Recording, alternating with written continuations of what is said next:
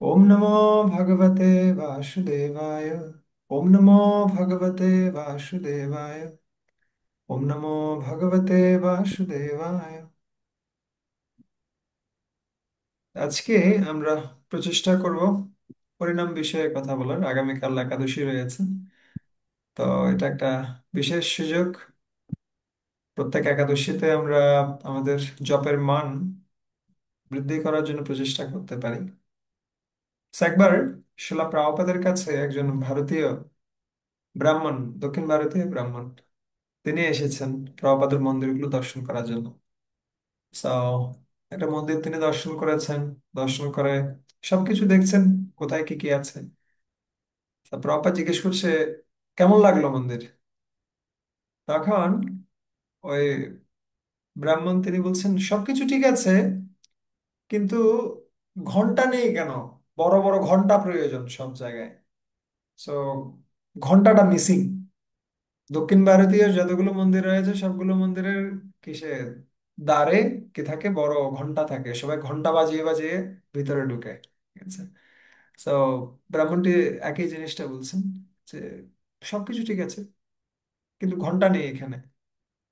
তখন প্রভুপাদ খুব সুন্দরভাবে বলছেন, প্রভুপাদ বলছেন, আমাদের মন্দিরে প্রত্যেকটা ভক্তের জিহ্বা হচ্ছে এক একটা ঘন্টা। সেই ঘন্টা দিয়ে তারা কি করে? তারা অনবরত হরে কৃষ্ণ কৃষ্ণ কৃষ্ণ হরে হরে, হরে রাম রাম রাম হরে হরে, এই মহামন্ত্র তারা কীর্তন করে। এটা হচ্ছে সবচেয়ে বড় ঘন্টার ধ্বনি। ঠিক আছে। ঘন্টার ধ্বনি হয়তো কিছু অশুভ বস্তুকে দূরীভূত করতে পারে, কিন্তু এই হরে কৃষ্ণ মহামন্ত্র কি করতে পারে? হরে কৃষ্ণ মহামন্ত্র বাহ্যিক বিষয়কে কি করবে না, শুদ্ধ করবে না। হরে কৃষ্ণ মহামন্ত্র আমাদের হৃদয়ের অভ্যন্তরে যত সমস্ত অশুভ বিষয়গুলো রয়েছে সেগুলো দূর করে, সেখানে কি স্থাপন করে? প্রেম স্থাপন করেন, যেটা হচ্ছে আমাদের জীবনের লক্ষ্য। আপনারা সবাই ছোটবেলায় হয়তো ঘুড়ি উড়িয়েছেন। এখনকার সময়ের ছেলেরা ঘুড়ি সম্বন্ধে জানেই না। এখন সবাই এরোপ্লেন চেনে, কিন্তু ঘুড়ি চেনে না। আগের দিনে সবাই কি চালাত, কি করতো, ঘুড়ি উড়াতো। সো ঘুড়ির যে আহ কি থাকে, নাটাই, নাটাই থাকে, আর মূল ঘুড়িটা আকাশে উঠতে থাকে। সো যে পরিমাণ নাটাইয়ের সুতা আপনি বাঁধেন, সেই পরিমাণ ঘুড়িটা আপনার কাছাকাছি চলে আসে। আর যত দড়ি আমরা ছেড়ে দিই, তত ঘুড়ি আমাদের থেকে দূরে সরে যায়। ঠিক আছে। সো ঘুড়িকে তুলনা করা যেতে পারে কিসের সাথে? কৃষ্ণের সাথে। আর নাটাইকে তুলনা করা যেতে পারে কৃষ্ণ নামের সাথে। আমরা যত বেশি কৃষ্ণ নাম কীর্তন উচ্চারণ করছি, কৃষ্ণ নাম জপ করছি, তত বেশি কৃষ্ণ আমাদের কাছাকাছি আসে। আর যত আমরা কৃষ্ণ নাম ছেড়ে দিচ্ছি, কৃষ্ণ নাম থেকে দূরে সরে যাচ্ছি, কৃষ্ণ আমাদের থেকে দূরে সরে যান। তাই ভগবত গীতায় ভগবান কৃষ্ণ কি বলছেন? ভগবত গীতায় ভগবান কৃষ্ণ বলছেন, সর্বধর্মান পরিত্যাজ্য মাম একম শরণম ভজ। ঠিক আছে। সমস্ত ধর্ম পরিত্যাগ করে কি করো? আমার শরণ গ্রহণ করো। মাম একম, এই মামের জায়গায় আমাদের দিয়ে দিতে হবে নাম একম শরণম ব্রজ। ঠিক আছে। সমস্ত কিছু পরিত্যাগ করে কিসের শরণ গ্রহণ করো? নামের শরণ গ্রহণ করো। নাম কি করতে পারে? নাম আমাদেরকে সমস্ত কিছু থেকে মুক্ত করতে পারে। ঠিক আছে। তো একবার মহাপ্রভুর একজন পার্ষদ ছিলেন, তার নাম ছিল সুবুদ্ধি রায়। সুবুদ্ধি রায়, তিনি তিনি একজন অনেক বড় একজন আর, মানে রাজকর্মকর্তা ছিলেন। কিন্তু কি হয়েছে, একজন জবন, তিনি কি করেছেন, তিনি কুলকুচি করে তার গায়ে মেরেছেন। এবং এর ফলে সমস্ত ব্রাহ্মণেরা তারা বলা বলি করতে শুরু করেছে যে এই সুবুদ্ধি রায়, তার জাত চলে গেছে। ও আর কি নেই, ও আর ব্রাহ্মণ নেই, ও আর হিন্দুও নেই, ও জবন হয়ে গেছে। এবং কেউ তাকে আর গ্রহণ করছে না। তখনকার সময়টা এরকমই ছিল, একটু থেকে একটু ব্যতিক্রম হয়েছে, তাহলে ও আর কি নেই, ও আর সনাতন ধর্মাবলম্বী নেই। সনাতন ধর্ম থেকে অন্য ধর্মে যেতে পারবে, কিন্তু অন্য কোথাও থেকে কিসে আসতে পারবে না, সনাতনে আসতে পারবে না। এটা ছিল তখনকার সময়ের প্রথা। এবং সুবুদ্ধি রায় তিনি বিভিন্ন ব্যক্তির কাছে গিয়েছেন, কাশীর বড় বড় ব্রাহ্মণদের কাছে তিনি গিয়েছেন। সে ব্রাহ্মণরা এক একজন এক এক ধরনের উপদেশ তাকে দিচ্ছেন।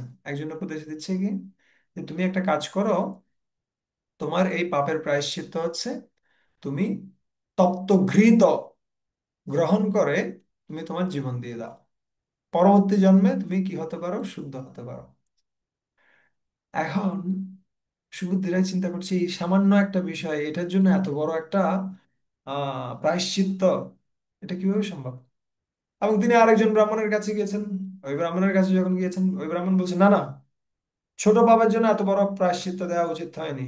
ওই ব্রাহ্মণ কিছুই জানে না, আমি আপনাকে আরেকটা প্রায়শ্চিত্ত দিচ্ছি। এক একজন এক এক রকম প্রায়শ্চিত্ত দিচ্ছেন, যেটা খুব কঠিন।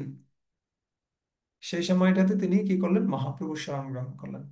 এবং মহাপ্রভুর যখন শরণ গ্রহণ করলেন, তিনি মহাপ্রভু তখন সুবুদ্ধি রায়কে বললেন, তুমি কি করো, তুমি বৃন্দাবনে চলে যাও, তুমি কৃষ্ণ নাম কীর্তন করো।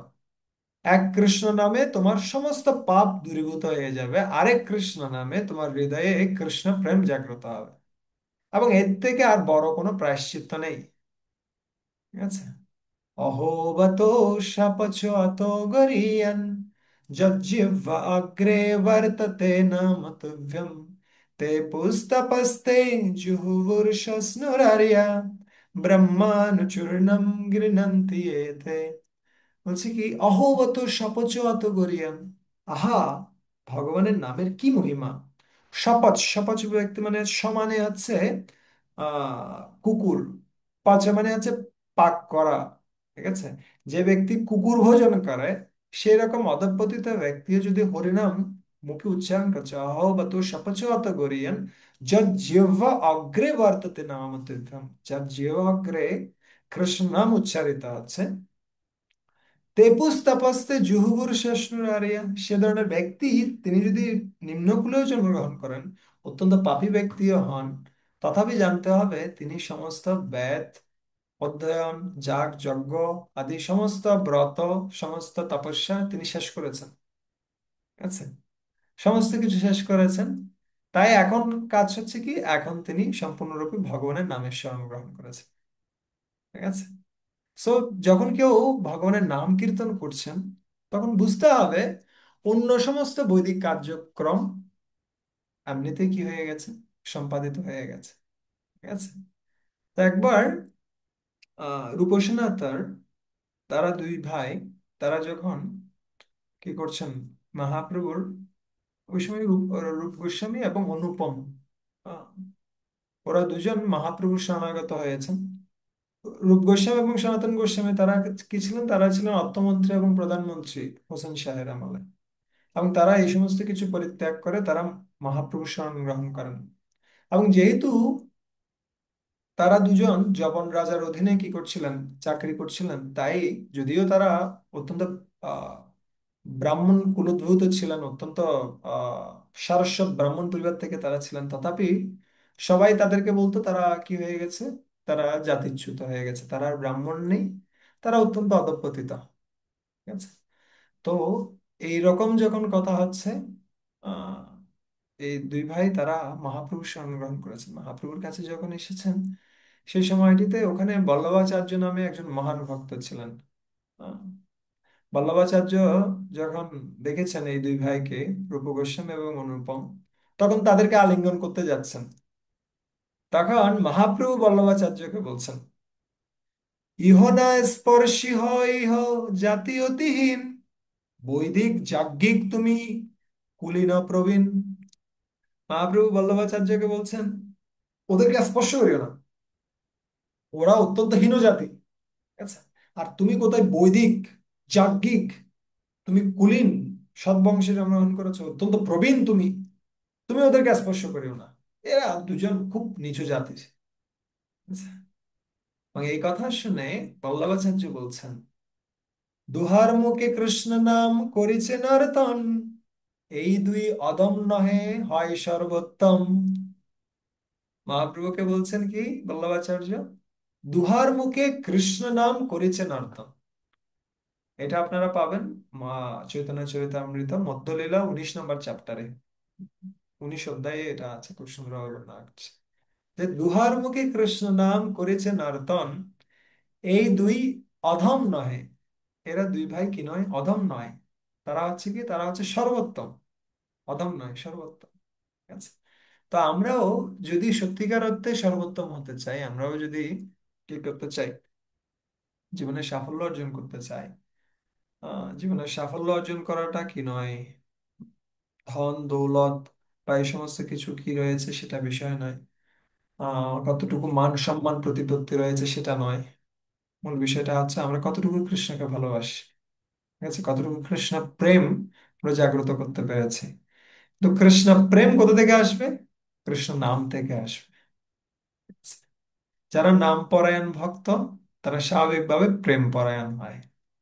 ঠিক আছে, ওই জন্য আমরা এই কলিযুগের মানুষ, তারা খুব বেশি সৌভাগ্যবান, কেননা এমন একটা অবতার আমরা পেয়েছি, যে অবতার যে অবতারের আরাধনা আমরা সবসময় করতে পারি, সেটা হচ্ছে নাম অবতার।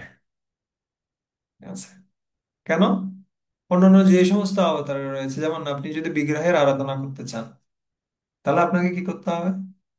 আপনাকে আগে স্নান করতে হবে, তারপরে কি করতে হবে? তারপরে আপনাকে দাঁত টাত মেজে স্নান টান করে তিলক ধারণ করে, তারপরে আচমন করে, তারপরে হচ্ছে কি ভূত শুদ্ধি, মানস পূজা, এই সমস্ত কিছু করে তারপরে কোথায় প্রবেশ করা যায়?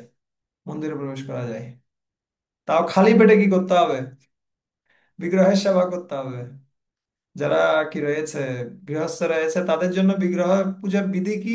বিগ্রহ পূজার বিধি হচ্ছে খালি পেটে বিগ্রহের পূজা করতে হবে আগে, তারপরে কি করা যাবে? ভগবানকে ভোগ লাগিয়ে তারপর প্রসাদ গ্রহণ করা যাবে। ভরা পেটে কি করা যাবে না। সকালবেলা আগে কাকে খাওয়াতে হবে? ভগবানকে খাওয়াতে হবে, তারপর নিজে খাওয়া যাবে। আচ্ছা, সো খুব অনেক রকম প্রসেস রয়েছে, সবকিছু করে তারপরে কি করা যাবে? বিগ্রহের পূজা করা যাবে, বিগ্রহ অবতার অর্চা অবতারের পূজা করা যাবে।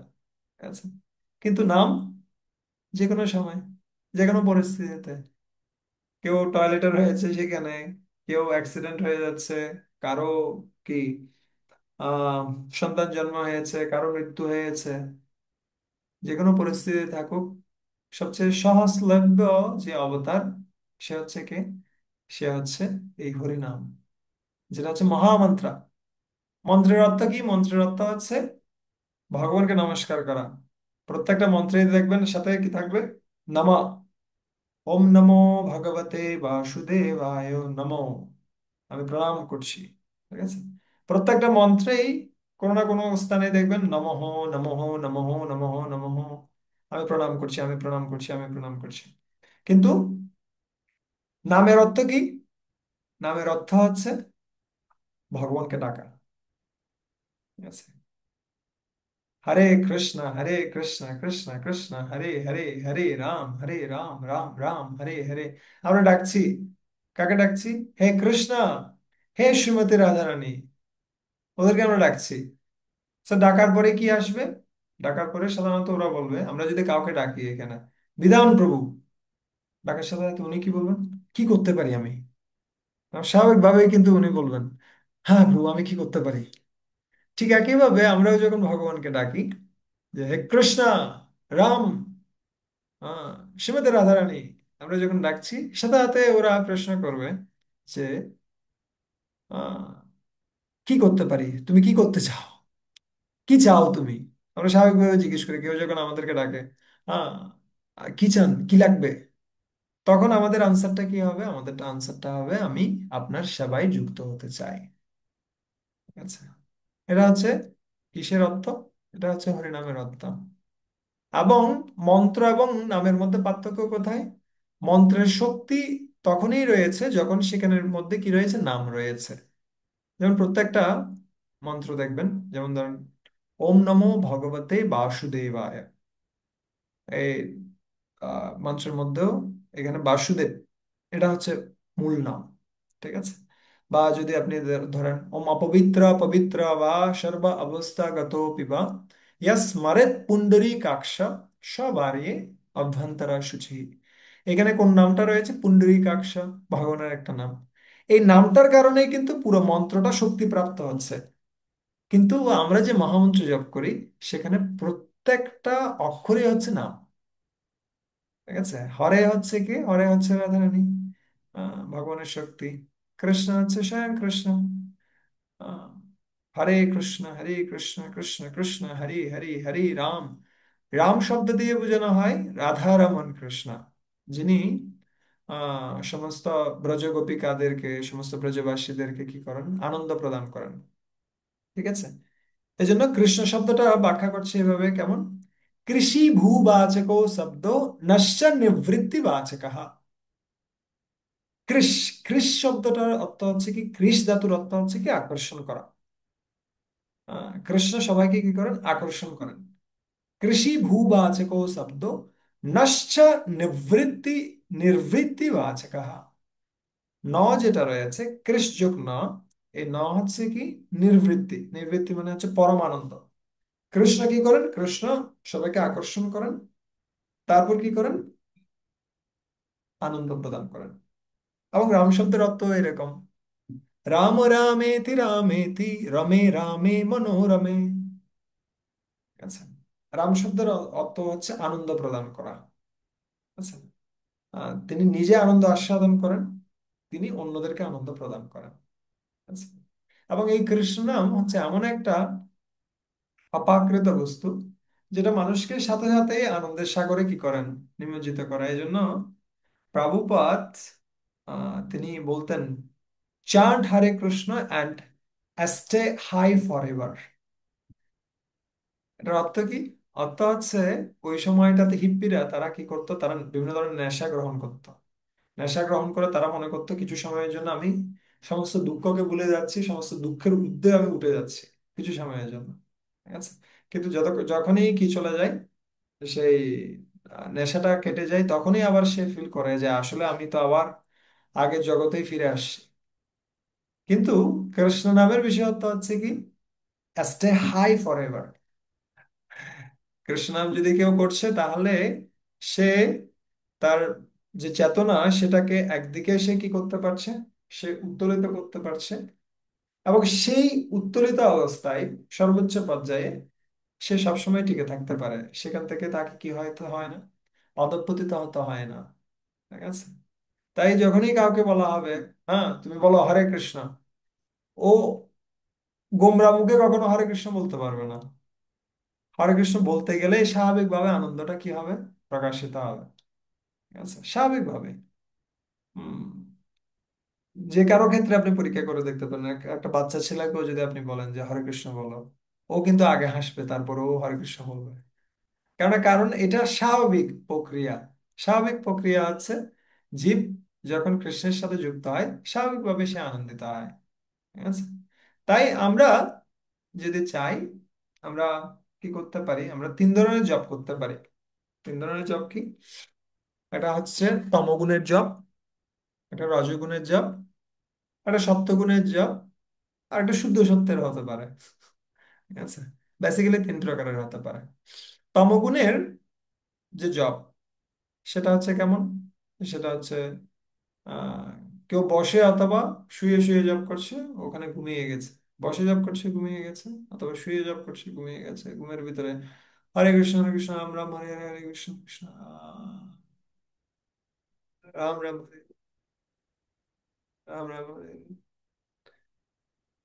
মানে চলছে। মনে হচ্ছে কি হয়ে গেছে, আবার কিছু কিছু সময় দেখবেন যে ঘড়ি দেখলাম, ও 10 মিনিট তো হয়ে গেছে, তার মানে এর ভিতরে একমালা হয়ে যাওয়ার কথা। তার মানে একমালা হয়ে গেছে, এদিকে আমি গুটিটা টেনে দিই। ঠিক আছে। তো এটা হচ্ছে তামগুণের জব। রজগুণের জব হচ্ছে কি? রজগুণের জব হচ্ছে হেঁটে হেঁটে, পায়চারি করতে করতে, এ পাশ থেকে এ পাশে যাবে, ও পাশ থেকে ও পাশে যাবে, দুনিয়া সর্বত্র দর্শন করবে কে কি করতেছে। ঠিক আছে। অথবা বসে থাকলেও ও কি করবে, ও মোবাইল নিয়ে বসে থাকবে, এখানে এটা চলছে কিনা, ওটা কেন, ওটা চলছে কিনা, কি হচ্ছে, কোথায় কি যাচ্ছে, ও সোশ্যাল মিডিয়া চেক করবে। এগুলো হচ্ছে সব রজগুণের জব। ও ঘুমাচ্ছে না, ও জেগে আছে, ভালো কথা, কিন্তু ও বিভিন্ন কার্য নিয়ে ব্যস্ত। আচ্ছা। আহ, ঘুমানো হচ্ছে, অ্যাটলিস্ট হেঁটে হেঁটে জব করাটা ভালো, খারাপ নয়। কিন্তু তার থেকে ভালো হচ্ছে কি, বসে জব করা, কিন্তু ঘুমিয়ে নয়। ঠিক আছে। বসে জব করবে, অন্য কোনো দিকে কোনো অ্যাটেনশন নেই, অ্যাটেনশনটা কোথায়, সম্পূর্ণরূপে কৃষ্ণ নামে। ঠিক আছে। ও খুব বেশি উচ্চস্বরও করবে না, একদম খুব বেশি মৃদু স্বরও করবে না যেটাতে ও শুনতে পাবে না। এই জন্য জপের অর্থ কি? জপের অর্থ দিচ্ছেন রূপ গোস্বামী পাদ। উনি বলছেন, মন্ত্রাণম সুলঘু উচ্চারণম ইতি জপ। মন্ত্র সুলঘু উচ্চারণম ইতি জপ। আহ, যখন কেউ খুব মৃদু স্বরে জপ করছে তার শোনার মতো, আচ্ছা, কিন্তু ও শুনছে, প্রত্যেকটা শব্দ সে শুনছে, তখন সেটা হচ্ছে কি, সেটা হচ্ছে জপ। আচ্ছা। আহ একজন মহারাজ ছিলেন, উনি ইসরায়েলে প্রচার করতেন। মহারাজ, ওর নামটা কি ছিল, আমার মাথায় আসছে আর যাচ্ছে। মহারাজ তিনি খুব দ্রুত জব করে ফেলতেন, অল্প সময়ে তার জব শেষ হয়ে যেত। উনি আগে অ্যাথলেট ছিলেন, ঠিক আছে। দানবীর মহারাজ, দানবীর মহারাজ। তিনি জিজ্ঞেস করছেন প্রভুপাদ, প্রভুপাদ, আমার তো খুব তাড়াতাড়ি কি হয়ে যায়, জব শেষ হয়ে যায়, তাহলে আমি কি করব? আমাকে ভক্তরা বলছেন, কি তোমার মনে হয় কোনো কিছু কি হচ্ছে, প্রবলেম হচ্ছে? তখন প্রভুপাদ বলছেন, তুমি তাড়াতাড়ি করো আর আস্তে আস্তে করো, প্রত্যেকটা শব্দ যেন তুমি শুনতে পাও, সেটা তুমি নিশ্চিত করো। ঠিক আছে? তুমি তাড়াতাড়ি করলেও সমস্যা নেই, জোরে করলেও সমস্যা নেই, মানে দ্রুত করলেও সমস্যা নেই। সমস্যাটা হচ্ছে কোথায়? তোমাকে প্রত্যেকটা শব্দ শুনতে হয়। ঠিক আছে? এটা আমাদের নিশ্চিত করতে হচ্ছে।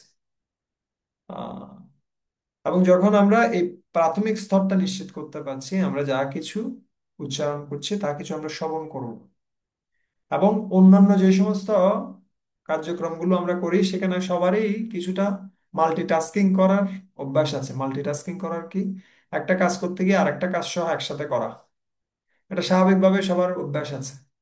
কিন্তু আমাদের এই জবের ক্ষেত্রে মাল্টিটাস্কিংটা বাদ দিতে হবে। আমাদের শুধুমাত্র একটাই কাজ, সেটা হচ্ছে জব। যখন জব করছি আমাদের অন্য কোনো বিষয় নিয়ে চিন্তা করার কোনো প্রয়োজন নেই। সবচেয়ে ভালো হয় যদি মোবাইল ফোনটার সাথে না রাখা হয়, বেস্ট। আমি কিসের সময়, আমি জবের সময় টোটালি মোবাইল ফোন কি করবো না, ব্যবহার করবো না। সো কে এটা, শশ্বরূপ দাস গোস্বামী মহারাজ খুব সুন্দর একটা কথা বলছেন। তিনি বলছিলেন, জবের সময় যদি আমরা মোবাইল ব্যবহার না করি অথবা মোবাইল না ধরি, তাহলে কেউ মারা যাবে না। কিন্তু জবের সময় মোবাইল ধরলে জবটা মারা যাবে, এটা নিশ্চিত। ঠিক আছে? সো আমাদেরকে কি করতে হবে? আমাদের এই অভ্যাসটা করতে হবে, ব্যবসায় আত্মিকা বুদ্ধির এক ইহ গুরুনন্দন। একটা জিনিস, হরে কৃষ্ণ মহামন্ত্র, এটাই আমি করব। আমাদের অনেক কিছু করে ফেলতে হবে না। আমরা অনেক কিছু করছি, সবগুলোর উদ্দেশ্য হচ্ছে কি, জবটা ভালোভাবে করা। আমরা এতগুলো সেবা করছি, আমরা এত কিছু করছি, মূল উদ্দেশ্যটা কি? মূল উদ্দেশ্য হচ্ছে জবটা ভালোভাবে করা। কেন? প্রভুপাদ প্রায় সময় বলছেন না, তিনি বলছেন কি, এই হরে কৃষ্ণ মহামন্ত্র থেকে কত পার্সেন্ট আসবে? 99 ভাগ আধ্যাত্মিক সাফল্য আসবে এই হরে কৃষ্ণ মহামন্ত্র থেকে। আর আমরা 84 লক্ষ জীবজনে ঘুরতে ঘুরতে অনেক কষ্টে আমরা কি পেয়েছি, মনুষ্য দেহটা পেয়েছি, তার ভিতরে আমরা বিশেষভাবে এই হরে কৃষ্ণ মহামন্ত্র জপের সুযোগ আমরা পেয়েছি। তো এখন অন্য কিছু আমাদের ধার ধারার প্রয়োজন নেই, অন্যান্য বিষয়গুলো টেনে এনে আমাদের জবটাকে নষ্ট করার প্রয়োজন নেই। ঠিক আছে? তাই সবচেয়ে সর্বোত্তম যে সৌভাগ্যটা, সেটা আমরা এখন লাভ করেছি এই হরে কৃষ্ণ মহামন্ত্র জপের সুযোগ পেয়ে। তাই এটাকে আমাদের কখনো কি করা উচিত না, হাতছাড়া করা উচিত না। আহ, তাই যতগুলো শাস্ত্র আমরা অধ্যয়ন করব, শাস্ত্র অধ্যয়নের মূল উদ্দেশ্যই থাকে কি, এই হরে কৃষ্ণ মহামন্ত্র খুব ভালোভাবে জপ করা। এই জন্য বলছে, আহ বেদে ভাগবতে চৈব পুরাণে নারদে তথা আদি চ অন্তে চ মধ্যে চ পুরী সর্বত্র গীয়তে। বেদ, ভাগবত, ভারত, মহাভারত, পুরাণ, রামায়ণ, যা কিছু রয়েছে, সমস্ত শাস্ত্রে আদিতে, অন্তে এবং মধ্যে, সব জায়গায় কি, কিসের বর্ণনা করা হয়েছে? হরির মহিমা বর্ণনা করা হয়েছে এবং হরির নামের মহিমা বর্ণনা করা হয়েছে। এই দুটাই হচ্ছে কাজ। আচ্ছা। তাই আদি পুরাণ নামক একটা গ্রন্থ রয়েছে, যেখানে কে, ভগবান কৃষ্ণ অর্জুনকে খুব সুন্দরভাবে একটা কথা বলছেন। তিনি বলছেন, শ্রদ্ধয়া হেলয়া নাম রটন্তি মম জন্তব তেষাং নাম সদা পার্থ বর্ততে হৃদয়ে মম। বলছেন, হে পার্থ, তুমি জেনে রাখো। কি জেনে রাখো? শ্রদ্ধয়া হেলয়া নাম। যদি কোনো ব্যক্তি শ্রদ্ধায় আমার নাম কীর্তন করছেন, অথবা হেলায় অবহেলায় আমার নাম কীর্তন করছেন, যদি কেউ আমার নাম কীর্তন করে যে কোনো ভাবে হোক, তাহলে কি হবে? শ্রদ্ধেয়া হেলেয়া নাম রটন্তি মম জন্তব। যে আমার নাম যে কোনো ভাবে উচ্চারণ করছে, কীর্তন করছে, জপ করছে, তেইশাম নাম ও সদা পার্থ, তার নাম আমি সবসময়, হে পার্থ, কি করি আমি? বর্তাতে হৃদয়ে মম, সবসময় আমার হৃদয়ে আমি লিখে রাখি। যদি কেউ অশ্রদ্ধায় হেলায় জপ করছে, তার নাম যদি ভগবান তার হৃদয়ে লিখে রাখেন, তাহলে যারা শ্রদ্ধা সহকারে জপ করছে, তাহলে তাদের অবস্থা কিরকম হবে?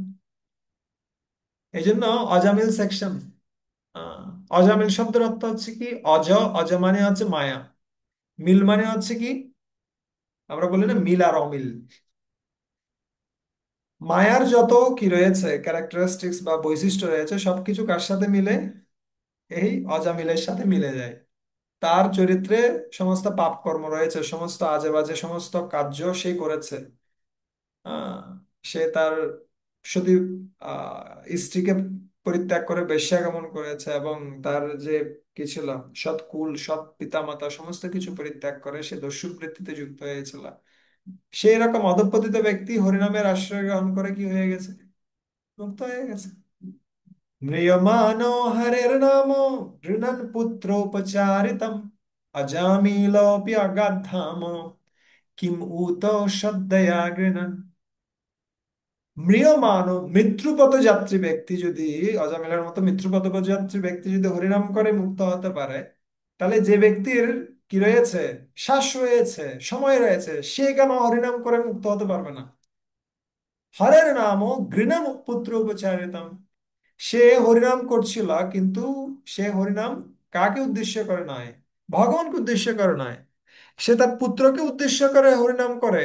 যদি সে মুক্ত হতে পারে, সে যদি তার কঠিন পরিস্থিতি থেকে মুক্ত হতে পারে, তাহলে আমরা যদি সরাসরি ভগবানকে ডাকি, তাহলে আমাদের কি গতি হবে? অজামিলোপি অগাধাম। অজামিলের মতো ব্যক্তি, যে দস্যু তস্কর ছিল, যে কোনো নিয়ম নীতি পালন করতো না, সেই রকম ব্যক্তি যদি নামের স্পর্শে পবিত্র হতে পারে, তাহলে আমরা যদি চারটা বিধিনিষেধ খুব ভালোভাবে পালন করি, আর তারপরে যদি আমরা ভালোভাবে হরিনাম করি, তাহলে আমাদের কি গতি হবে?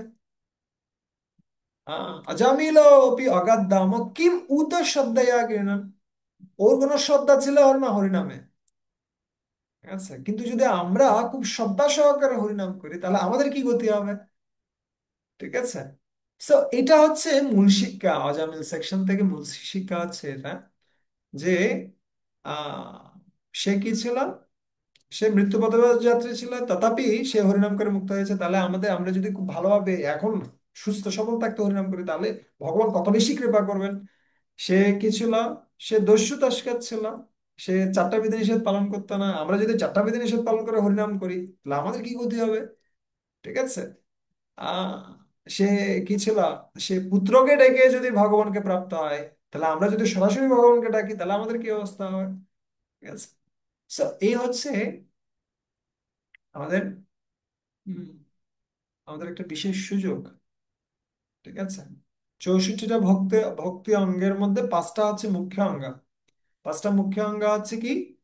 এই সাধু সঙ্গ, নাম কীর্তন, ভাগবত শ্রবণ, মথুরাবাস সুমতির শ্রদ্ধায় সেবা। এই পাঁচটা হচ্ছে মুখ্য অঙ্গ, এবং এই পাঁচটার মধ্যে মূল অঙ্গ হচ্ছে কি? তার মধ্যে সর্বশ্রেষ্ঠ নাম সংকীর্তন। এই সমস্ত 64 অঙ্গের মধ্যে সর্বশ্রেষ্ঠ হচ্ছে পাঁচটা অঙ্গ, এবং পাঁচটা অঙ্গের মধ্যে সর্বশ্রেষ্ঠ হচ্ছে কি? এই নাম সংকীর্তন, হরে কৃষ্ণ মহামন্ত্র কি করা, ভালোভাবে জপ করা। ঠিক আছে। এখন প্রশ্ন হচ্ছে, আমরা যে যে টপিক, আমাদের টপিক হচ্ছে আমরা কিভাবে ভালোভাবে জব করতে পারি। ঠিক আছে। সেই টপিকের অনেকগুলো বিষয় আমরা ইতিমধ্যে আলোচনা করেছি। আহ, এখন আমরা মূল পাঁচটা আহ, কি পদ্ধতি নিয়ে আমরা আলোচনা করব। পাঁচটা পদ্ধতি, যে পাঁচটা পদ্ধতির মাধ্যমে আমরা কি করতে পারি, আমরা খুব ভালোভাবে হরে কৃষ্ণ মহামন্ত্র জপের জন্য প্রয়াস করতে পারি। ঠিক আছে। ভক্তির একটা সবচেয়ে বড় আহ সুবিধা হচ্ছে, ভক্তি কি করে, ভক্তি মানুষের যে ইমোশন রয়েছে, আবেগ রয়েছে, সেই আবেগকে কি করে, সঠিক পথে তাড়িত করে। ঠিক আছে। অন্যান্য যে সমস্ত পথ রয়েছে সেগুলোকে, আবেগকে সম্পূর্ণরূপে কাট অফ করে দেওয়া হয়। আপনার যে ইমোশন রয়েছে, আপনার যে ভাব রয়েছে, আপনার যে ভালোবাসা রয়েছে, সেটাকে সম্পূর্ণরূপে বাদ দিতে হয়। ঠিক আছে। যেমন যারা কর্মকাণ্ডী রয়েছে তারা যাগ যজ্ঞ রিচুয়াল খুব ভালোবাসে, বা যারা জ্ঞানী রয়েছে তারা সম্পূর্ণরূপে শুষ্ক হয়ে যায়। ঠিক আছে। কিন্তু ভক্তি হচ্ছে কি, ভক্তি হচ্ছে ডিভোশনাল সার্ভিস। আমাদের কি থাকবে, আমাদের ভাব থাকবে, আর কি থাকবে, আমাদের ক্রিয়া থাকবে। সো আমাদের ক্রিয়াগুলোর পেছনে যেন আমাদের ভাব থাকে। আমরা যে সমস্ত কিছু করছি, আমরা যে হরে কৃষ্ণ মহামন্ত্র জপ করছি, আসলে যে আমি ভগবানকে ডাকছি, ভগবানের কাছে প্রার্থনা করছি, সেরকম একটা মানসিকতা যেন আমাদের মধ্যে তৈরি হয়, সেটা হচ্ছে কি সাধন ভক্তির মূল উদ্দেশ্য। এই জন্য ভক্তি রসামৃত সিন্ধু গ্রন্থে রূপ গোস্বামী পাদ বর্ণনা করছেন, সাধন ভক্তির সংজ্ঞা দিচ্ছেন তিনি। তিনি বলছেন, কৃতি সদ্য ভবেৎ সাধ্য ভাবা সাধনা বিদা নিত্য সিদ্ধস্য ভাবস্য প্রাকট্যম হৃদি সদ্যতা। কৃতি সদ্য ভবেৎ সাধ্য। ঠিক আছে। সো প্রত্যেকের হৃদয়ে কি রয়েছে, ভগবানের প্রতি ভালোবাসা রয়েছে, ভাব রয়েছে, সেটাকে কি করা, সে নিত্য সিদ্ধ ভাবকে জাগ্রত করার প্রচেষ্টাটাই হচ্ছে কি এই সাধন। শুধুমাত্র রিচুয়াল নয়, যেমন আমাকে বলছে 16 মালা জপ করার জন্য, সেজন্য আমি 16 মালা জপ করছি, এটা রিচুয়াল। কিন্তু এই 16 মালা জপের উদ্দেশ্যটা হচ্ছে কি কৃষ্ণকে সন্তুষ্ট করা। এই 16 মালা জপ করার উদ্দেশ্য হচ্ছে আমি কৃষ্ণের সাথে একান্ত কিছু সময় কাটাতে চাই। আমি সারা জগৎকে সময় দিচ্ছি, কিন্তু আমি, যে আমাকে সময় দিয়েছে তাকে আমি সময় দিচ্ছি না। তো এই 16 মালা জপ, এই 2 ঘন্টা জপ, সেটা হচ্ছে কি কৃষ্ণের সাথে আমার সাথে একান্ত একটা সময়। ঠিক আছে। সেই ধরনের মানসিকতা আমাদেরকে কি করতে হবে, তৈরি করতে হবে। সেটার জন্য এই 5টা পদ্ধতি আমাদেরকে সাহায্য করতে পারে। 5টা পদ্ধতির প্রথম কয়েকটা পদ্ধতি আপনাদের কাছে খুব বেশি মেকানিক্যাল হতে পারে, সো সেটা গ্রহণ করতেও পারেন, নাও করতে পারেন। কিন্তু পরবর্তীতে আস্তে আস্তে আমরা কিসে যাব, ডিপে যাব। প্রথমটা হচ্ছে কি প্রাণায়াম। প্রাণায়াম কি, প্রাণায়াম মানে হচ্ছে কি আমাদের শ্বাস নিঃশ্বাসকে কি করা, নিয়ন্ত্রণ করা। ঠিক আছে। সো যদিও এটা যৌগিক পদ্ধতি, কিন্তু আমাদের এই হরে কৃষ্ণ মহামন্ত্র জপও একটা কি, একটা ধ্যান। ঠিক আছে। তাই প্রথম যে ইনস্ট্রাকশনটা প্রভুপাদ দিচ্ছেন সেটা হচ্ছে কি সিট প্রপারলি, খুব ভালোভাবে বসো। ঠিক আছে। যখন কেউ সোজা হয়ে বসে তখন তার মন তার হৃদয়ে অবস্থান করে। আর কেউ যখন কুঁজো হয়ে বাঁকা হয়ে বসে তখন তার মন তার নাভির নিচে অবস্থান করে, যার কারণে সব আজে বাজে চিন্তাগুলো তার মনে উদিত হয়। ঠিক আছে। এটা একজন যোগী আমাকে বলছিলেন। আসলে আপনি যখন পুজো হয়ে বসবেন না, আপনার সমস্ত শক্তি কিন্তু কি হতে থাকবে, সীমিত হতে থাকবে, আপনার আস্তে আস্তে তমগুণ আপনি প্রাপ্ত হবেন। কিন্তু যখন সোজা হয়ে বসে খুব ভালোভাবে কেউ, তখন সে পুরো দেহের শক্তি একসাথে কি করতে পারে, একসাথে সমন্বিত করে সে জব করতে পারে। ঠিক আছে। সিট প্রপারলি, ভালোভাবে অবস্থান করা, বসা। তারপরে কি করা প্রয়োজন, অনেক ভক্তরা তারা কি করেন, যারা এটা প্র্যাকটিস রয়েছে বেসিক্যালি, তারা কি করেন, প্রাণায়াম করেন। এটা প্রাণায়াম হতে পারে অনুলোম বিলোম, বিলোমের মাধ্যমে। যে আমরা কি করলাম, একটা নাসিকা দিয়ে আমরা কি করলাম, আমরা শ্বাস নিলাম, সেটা অন্য নাসিকা দিয়ে কি করলাম, সেটা প্রশ্বাসের মাধ্যমে সেটা পরিত্যাগ করলাম। সে এই পদ্ধতিতে যদি কেউ 10 বার বা 15 বার কি করে, নিঃশ্বাসকে কন্ট্রোল করে, তাহলে তার মন শান্ত হবে। এটা প্রভুপাদ তাৎপর্যও লিখছেন। প্রভুপাদ তিনি যখন কিসে পড়বেন, তৃতীয় স্কন্ধের 28 অধ্যায়ের 9 নম্বর শ্লোকের তাৎপর্য প্রপাত স্পষ্টভাবে লিখছেন, যখন কেউ প্রাণায়াম করে তখন তার মন কি হয়, আজে বাজে চিন্তা থেকে মুক্ত হয়। ঠিক আছে। সো জব করার আগে আমরা চাইলে কি করতে পারি, প্রাণায়াম করতে পারি কিছু সময়ের জন্য। তো 10 বার আমরা নিঃশ্বাস প্রশ্বাসকে নিয়ন্ত্রণ করলাম। এটা এক ধরনের প্রাণায়াম হতে পারে। আবার অনেক ভক্তরা অন্যরকম প্রাণায়াম করেন। সেই প্রাণায়ামটা হচ্ছে কেমন, এক নিঃশ্বাসে 3 বার হরে কৃষ্ণ মহামন্ত্র জপ করা। আমরা একবার নিঃশ্বাস নিলাম, হরে কৃষ্ণ কৃষ্ণ কৃষ্ণ হরে হরে, হরে রাম রাম রাম হরে হরে, হরে কৃষ্ণ কৃষ্ণ কৃষ্ণ হরে হরে, হরে রাম রাম রাম হরে হরে, হরে কৃষ্ণ কৃষ্ণ কৃষ্ণ হরে হরে, হরে রাম রাম রাম হরে হরে, হরে কৃষ্ণ কৃষ্ণ কৃষ্ণ হরে হরে, হরে রাম রাম রাম হরে হরে। ঠিক আছে, তাহলে কি হচ্ছে, আমাদের নিঃশ্বাস প্রশ্বাস কন্ট্রোল।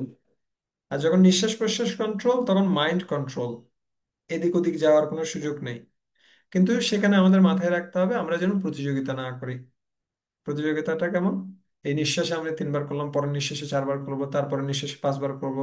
এবং এই প্রতিযোগিতা করতে গিয়ে যদি হরে কৃষ্ণ মহামন্ত্রই বাদ পড়ে যায়, কোনো অক্ষর, বিশেষ করে শেষের হরেটা বাদ পড়ে যায় অনেকের, হরে কৃষ্ণ কৃষ্ণ কৃষ্ণ হরে রাম রাম রাম হরে হরে, হরে কৃষ্ণ কৃষ্ণ রাম রাম, মানে মাঝখানে যে হরে হরে আহ, বাদ পড়ে যায় অনেক সময়। সো ওই জন্য আমাদের মাথায় রাখতে হবে সবচেয়ে বেশি গুরুত্বপূর্ণ বিষয়টা ভালোভাবে উচ্চারণ করা, ভালোভাবে শোনা। কিন্তু সেটাকে সহযোগিতা করার জন্য, বিশেষ করে যাদের খুব বেশি পরিমাণে ঘুম পায়, তাদের জন্য এটা খুব কার্যকর একটা পন্থা। আমি অনেক বছর ধরে এটা ইউজ করেছি, এটা আমাকেও অনেক সাহায্য করেছে বিশেষভাবে। না হলে দেখা যায় কুজো হয়ে বসেছি, ইয়া করছি, কিছুক্ষণ পরে যেন মাইন্ড কোথায় চলে যায়, তারপর ঘুম চলে আসে। ঠিক আছে, তাই প্রভুপাদ তাৎপর্যে লিখছিলেন, তত্ত্বে অনুকম্পা শ্লোকের তাৎপর্যে, দশম স্কন্ধের তাৎপর্যে, ওখানে প্রভুপাদ লিখছিলেন, যদি কেউ বাবার সম্পত্তি সম্পত্তি প্রাপ্ত হতে চায়, তাহলে তাকে কি করতে হবে? তাকে কিছুই করতে হবে না, তাকে খালি বেঁচে থাকলে হবে। বেঁচে থাকলে ও বাবার সম্পত্তি পেয়ে যাবে, তাকে বিশেষ কিছু করতে হবে না।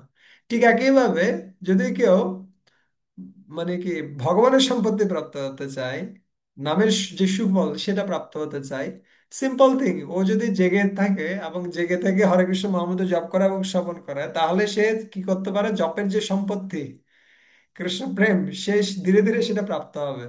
ঠিক আছে, বিভিন্ন অ্যাসোসিয়েশনের মাধ্যমে তার আরো বেশি কি হবে, তার যে লক্ষ্য সেটা আরো আম, পরিমার্জিত হবে, এবং ধীরে ধীরে সে কৃষ্ণ প্রেমের দিকে এগিয়ে যাবে। সো প্রাথমিক পর্যায়ে আমাদের সবচেয়ে বড় একটা চ্যালেঞ্জ হচ্ছে ঘুমকে বাদ দিয়ে, অন্য চিন্তাকে বাদ দিয়ে কেবল হরে কৃষ্ণ মহামন্ত্র জপ করা এবং শ্রবণ করা। ঠিক আছে, এবং এটার জন্য আমাদেরকে কে সাহায্য করবে, এই শ্বাস প্রশ্বাস নিয়ন্ত্রণের যে প্রক্রিয়া, সেটা আমাদেরকে সাহায্য করতে পারে। কিন্তু আমি বলছি না যে এটা করতেই হবে এবং সবাইকে এটা এটা করতে হবে, এটা কথা নেই। আপনি দেখুন, আপনার আহ, চেষ্টা করে দেখতে পারেন, এটা যদি আপনার প্রসেসের সাথে কাজে লাগে তাহলে ব্যবহার করতে পারেন। আর সেটার জন্য একটা গুরুত্বপূর্ণ বিষয় হচ্ছে, এমন একটা জায়গা, এমন একটা সময় নির্ধারণ করে নেওয়া, যেই সময় যেই জায়গাটিতে কোনো কি থাকবে না, ডিস্টারবেন্স থাকবে না, কোনো ঝাটকি ঝামেলা থাকবে না। যেমন যারা গৃহস্থরা রয়েছেন তাদের জন্য, বিশেষ করে যদি সকালের দিকে আমরা জবটা কমপ্লিট করে নিতে পারি, যে সময়টাতে বাচ্চারা ঘুমিয়ে থাকবে, বেস্ট। আহ, অথবা মাতাজিরা তারা কি করতে পারে, তারা কিসের জন্য, প্রভুর জন্য রান্না বান্না করে সবাইকে খাওয়ায় যখন স্কুলে পাঠিয়ে দিল, ইয়াতে পাঠিয়ে দিল, কাকি বসে এক জায়গায় বসে হরে কৃষ্ণ মহামন্ত্র জবটা কমপ্লিট করে নিলাম, এদিক ওদিক হাজারো বিষয় কান দিয়ে আছে। ঠিক আছে, সব প্রাণায়াম আমাদেরকে সাহায্য করতে পারে। দ্বিতীয় যে বিষয়টা, সেটা হচ্ছে ত্রাটক। ত্রাটক জপ, ত্রাটক জপ হচ্ছে কি, ত্রাটক জপ হচ্ছে হরে কৃষ্ণ মহামন্ত্র লেখা কার্ড। আপনি যে কোনো ইস্কন মন্দিরে পাবেন, অথবা আপনার কেসে, আপনার খাতায়, অথবা কোনো একটা জায়গাতে আপনি হরে কৃষ্ণ মহামন্ত্র লিখে, সে হরে কৃষ্ণ মহামন্ত্রের দিকে তাকিয়ে তাকিয়ে আপনি জপ করতে পারেন। হরে কৃষ্ণ কৃষ্ণ কৃষ্ণ হরে হরে, হরে রাম রাম রাম হরে হরে। এই পদ্ধতিতে গৌরকিশোর দাস বাবাজি মহারাজ কি করতেন, জপ করতেন। ঠিক আছে, এবং তিনি খুব রিকমান্ড করেছেন যে ভক্তরা তারা কি করতে পারে, এই পদ্ধতিতে জপ করতে পারে। কৃষ্ণ নাম দেখে দেখে, কেন কৃষ্ণ নাম, কৃষ্ণ যে কি অক্ষর, এবং কৃষ্ণের রূপ, কেউ বিগ্রহ দর্শন করে জপ করে। আপনার যে প্রিয় বিগ্রহ রয়েছে, যেমন মন্দিরের যে বিগ্রহ রয়েছে গৌরনিতায়, রাধা মাধব, আপনি বিগ্রহের যে খুব সুন্দর চিত্রপট আপনি তৈরি করতে পারেন, সেই চিত্রপটের সামনে আপনি জপ করতে পারেন, তাদের কাছে প্রার্থনা করতে পারেন। আমাকে কৃপাপূর্বক আপনাদের সেবায় নিযুক্ত করুন, আমি আপনাদের কি হতে পারে চাই, সেবা করতে চাই।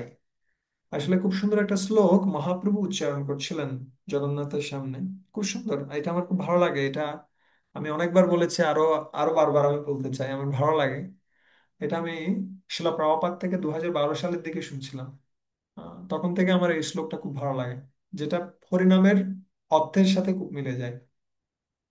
কামাদীনাম কতিনা কথিদা পালিতা দুর্নিয়দেশা তেষাং জাতা ময়িনা করুণা নাত্রাপানাউপশন্তি উৎসৃজ্যেতান অথ যদুপাতে সম্প্রাপ্তম লব্ধ বুদ্ধি তম আয়তং শরণম অভয়ম মম নিযুংসাত্মদর্শে।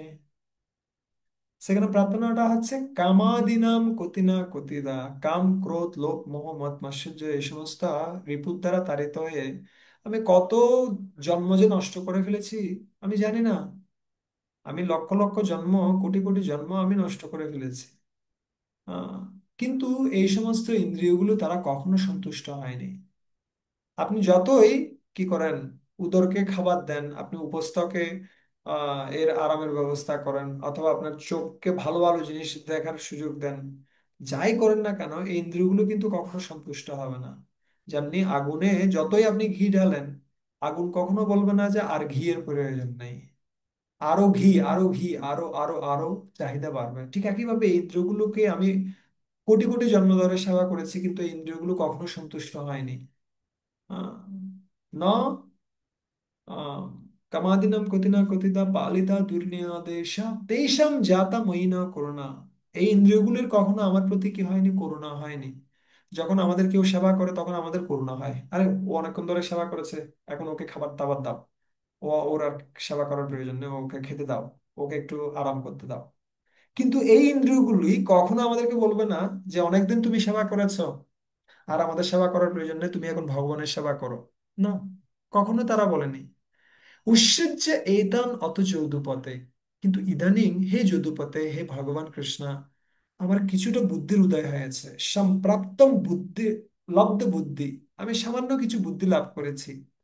তম আয়তা, আমি তোমার কাছে এসেছি। মাম নিজুংস আত্মদাস্যে, কৃপাপূর্বক হে ভগবান কৃষ্ণ, আমি কোটি কোটি জন্ম ভ্রমণ করতে করতে আমি ক্লান্ত, আমি পরিশ্রান্ত। আমি আর এই ইন্দ্রিয়গুলির সেবা করতে চাই না, আমি শুধুমাত্র তোমার সেবা করতে চাই, কৃপাপূর্বক আমাকে তোমার সেবায় নিযুক্ত করো। এই প্রার্থনাটাই হচ্ছে কি হরে কৃষ্ণ মহামন্ত্রের প্রার্থনা।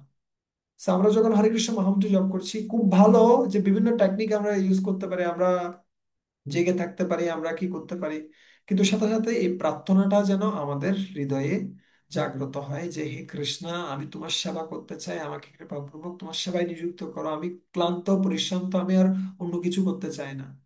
এটাকে বলা হয় মন্ত্রাত্ম চিন্তনম, যেটা তৃতীয় বিষয়। তৃতীয় বিষয়টা হচ্ছে কি মন্ত্রাত্ম চিন্তন, মন্ত্রের অর্থ চিন্তন করা। তো প্রথমটা আমরা বললাম প্রাণায়ামের মাধ্যমে আমরা কি করব, শ্বাস প্রশ্বাসকে আমরা নিয়ন্ত্রণ করার প্রচেষ্টা করব, যাতে করে আমরা জেগে থাকি। দ্বিতীয়ত ত্রাটক, আমরা হরিনাম দেখে দেখে জপ করতে পারি। তৃতীয় বিষয়টা হচ্ছে কি মন্ত্রার্থ চিন্তন, মন্ত্রের অর্থ চিন্তা করা। ঠিক আছে। এবং এই বিষয়টাতে আমাদেরকে কে সহযোগিতা করবে, শাস্ত্র আমাদেরকে সহযোগিতা করবে। আমরা যত বেশি শাস্ত্র অধ্যয়ন করব ভালোভাবে, তত বেশি আমাদের জবটা তত বেশি ভালো হবে। এই জন্য দেবকী মাতাজি অনেকদিন আগে তিনি কি দিচ্ছিলেন, তিনি জপ রিট্রিট ক্যাম্প দিচ্ছিলেন। তখন তিনি খুব সুন্দর একটা কথা বলছিলেন, তিনি বলছিলেন যে উম, আহ, ভালো জবের সবচেয়ে বড় লক্ষণ কি, কেউ যে ভালোভাবে জব করছে তার লক্ষণটা কি। তখন বিভিন্ন জন বিভিন্ন ধরনের লক্ষণ বলছিলেন, কিন্তু সবশেষে দেবকী মাতাজি বললেন যে ভালো জপের লক্ষণ হচ্ছে সে ভালোভাবে ভগবানের গ্রন্থ, গীতা ভাগবত আদি গ্রন্থগুলো অধ্যয়নের প্রতি আসক্ত হবে। ঠিক আছে। আপনি যত বেশি প্রজল্প করবেন, প্রজল্পের কথাগুলো আপনার জপের সময় মনে পড়বে। আপনি যত বেশি কি করবেন সোশ্যাল মিডিয়াগুলোতে, এখানের পরিস্থিতি, ওখানের পরিস্থিতি, ওখানের পরিস্থিতি সবগুলো নিয়ে আপনি ঘাটাঘাটি করতে থাকবেন, এই সমস্ত বিষয়গুলো আপনার জবের সময় মনে পড়বে।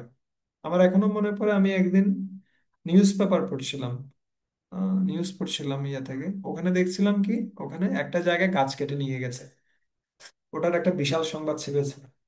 পরের দিন সকালবেলা আমি যখন জব করছিলাম, আমার খালি মাথায় আসতেছে ওই কাটা কাটা গাছগুলোর কথা।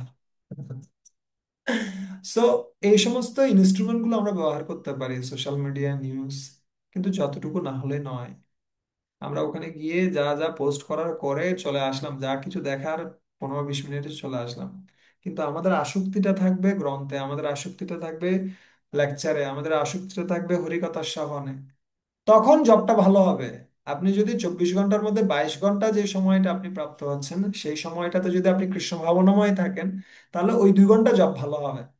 কিন্তু যদি আমরা 22 ঘন্টা ধরে কৃষ্ণ ভাবনাময় নয়, এবং রাত্রে ঘুমানোর আগেও যদি আমরা কি করছি, আমরা বিভিন্ন বিষয় নিয়ে আলোচনা করছি, বিভিন্ন বিষয় নিয়ে দেখছি, পড়ছি, বিভিন্ন কিছু আমরা করছি, কিন্তু আমরা কৃষ্ণ বিষয়ক কিছু পড়ছি না, কৃষ্ণ বিষয়ক কোনো আলোচনা করছি না, তাহলে আলটিমেটলি কিন্তু ওই জবের সময় গিয়ে জবটা ভালো হবে না। ঠিক যেমনি যখন কেউ রিহার্সাল করে না, রিহার্সাল না করেই কিন্তু আপনি স্টেজে উঠে ড্রামা করতে পারবেন না, অথবা নাচতে পারবেন না, গাইতে পারবেন না। নাচতে গাইতে গেলে কিন্তু ওখানে ভুল হয়ে যাবে। ঠিক একইভাবে আমাদের 24 ঘন্টা সময়ের মধ্যে 22 ঘন্টা হচ্ছে রিহার্সাল, আর 2 ঘন্টা সময় হচ্ছে সরাসরি গিয়ে কার সাথে মিট করা, কৃষ্ণের সাথে মিট করা। আমি যে কৃষ্ণের সাথে মিট করব, সেটার প্রস্তুতি হচ্ছে এই 22 ঘন্টা, আর ওই 2 ঘন্টা হচ্ছে সরাসরি কৃষ্ণের সাথে মিট করা। আর এটাকে আমরা কতটুকু প্রায়োরিটি দিচ্ছি তার উপর নির্ভর করবে আমরা সেই 2 ঘন্টা খুব ভালোভাবে জব করতে পারছি কিনা। ঠিক আছে? তাই মন্ত্রাত্ম চিন্তা নাম, আহ, এই মন্ত্রাত্ম চিন্তা নামে কে সহযোগিতা করবে? শাস্ত্র গ্রন্থগুলো আমাদেরকে সহযোগিতা করবে। যেমনি চৈতন্য চরিতামৃত খুব সুন্দর একটা শ্লোক রয়েছে, যেখানে বর্ণনা করা আছে, কৃষ্ণ তোমার হাও যদি বলে একবার, মায়াবন্ধ হইতে কৃষ্ণ তারে করেন পার। যদি কেউ বলে একবার, কি বলে, হে কৃষ্ণ আমি তোমার, একবার যদি কেউ বলে, তাহলে মায়াবন্ধ হইতে কৃষ্ণ তারে করেন পার। তাহলে কৃষ্ণ তাকে মায়ার হাত থেকে রক্ষা করেন। তাই আমরাও যখন হরে কৃষ্ণ মহামন্ত্র জপ করছি, একদিকে আমাদের জিহ্বায় আমরা উচ্চারণ করব কৃষ্ণ নাম, একদিকে আমাদের কর্ণে আমরা শ্রবণ করব কৃষ্ণ নাম, অন্য দিক দিয়ে হৃদয়ের ভাবটা থাকবে এরকম, হে কৃষ্ণ আমি তোমার, আমি অন্য কারো নই, আমি তোমার হতে চাই। ঠিক আছে? তো সেই ভাবটা আমাদের কি করতে হবে? জাগ্রত করতে হবে।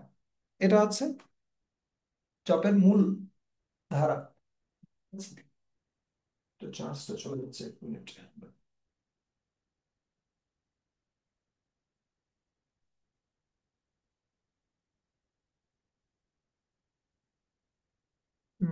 চল ইয়ে কোন দিকে? ওকে, পেছনে। হরে কৃষ্ণ।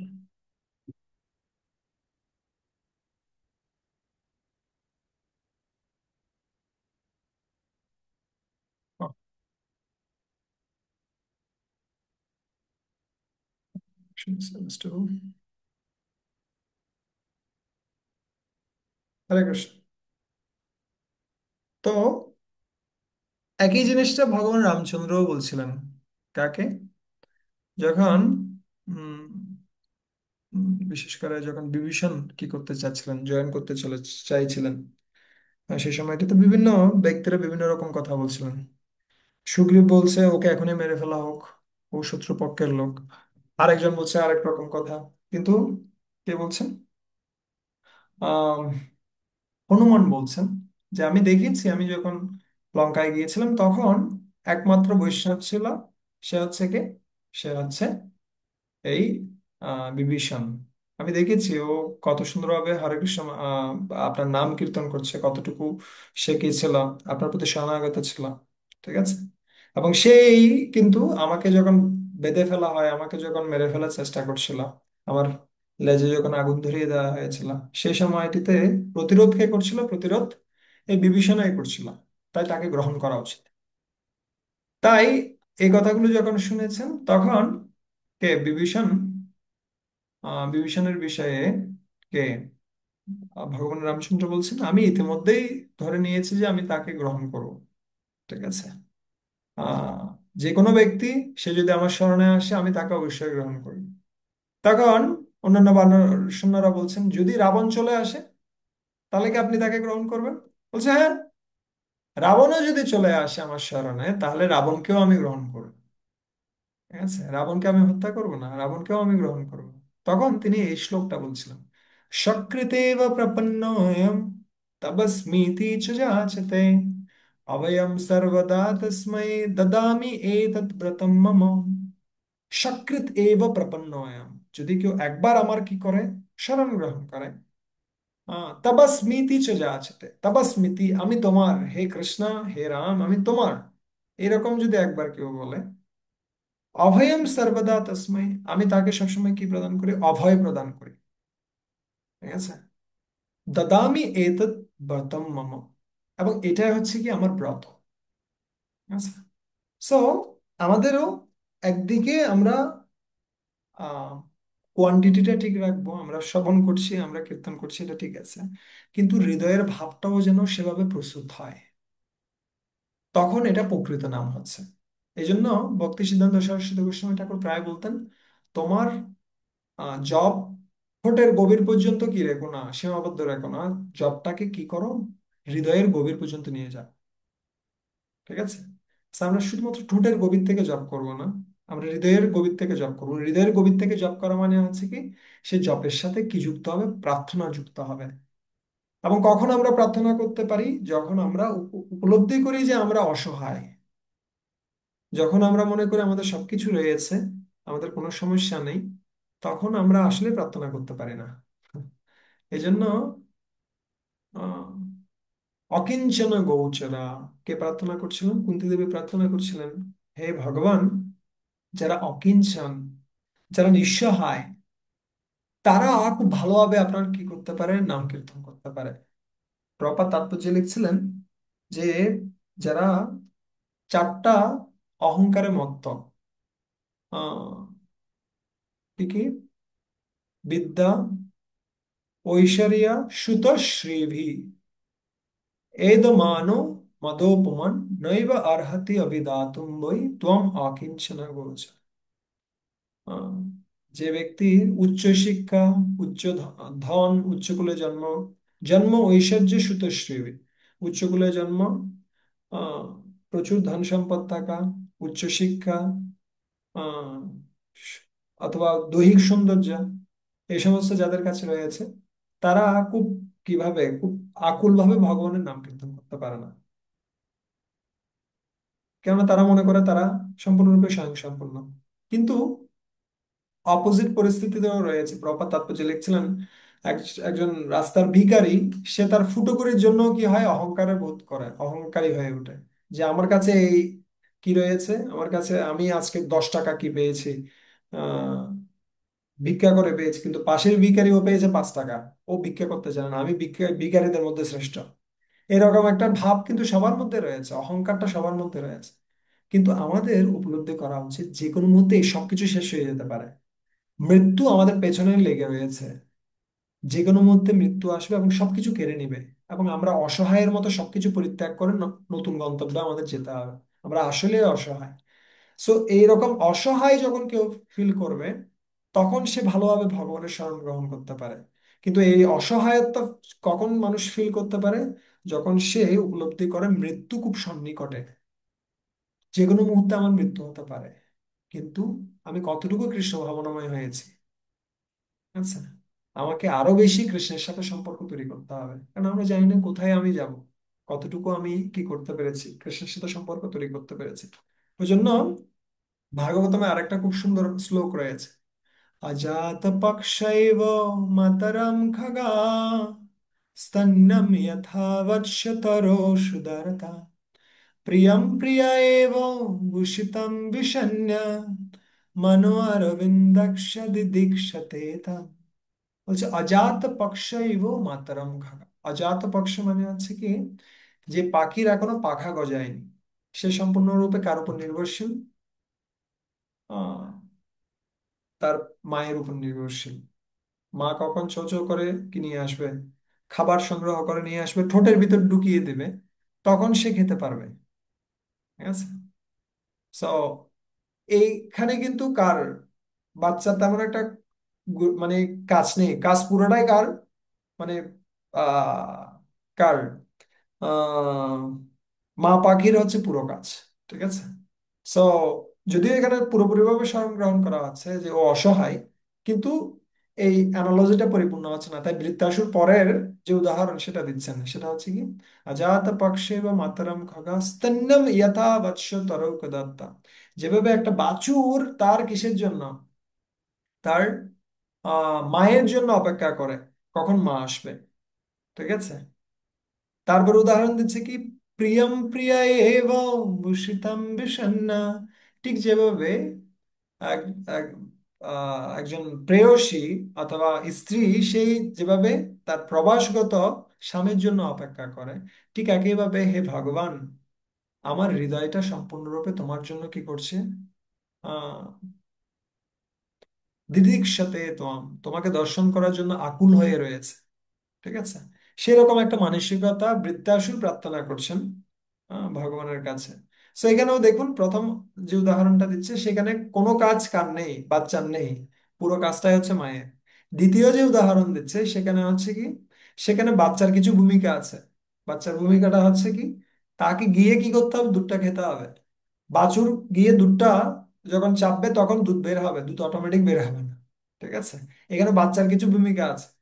কিন্তু যখন একজন স্ত্রী সে স্বামীর জন্য প্রার্থনা করে, সেখানে কি থাকে, সেখানে স্বামীকে সন্তুষ্ট করার একটা বাসনা থাকে, স্বামীর সেবা করার বাসনা থাকে। ঠিক আছে। সেবা করার যে মানসিকতা সেটা কিসে থাকে, সেটা এইখানটা থাকে। ঠিক আছে। সো তাই আমাদের মানসিকতাটাও এরকম হবে যে আসলে আমি কিভাবে আপনার সেবা করতে পারি, কিভাবে আপনার ভক্তদের আমি সেবা করতে পারি।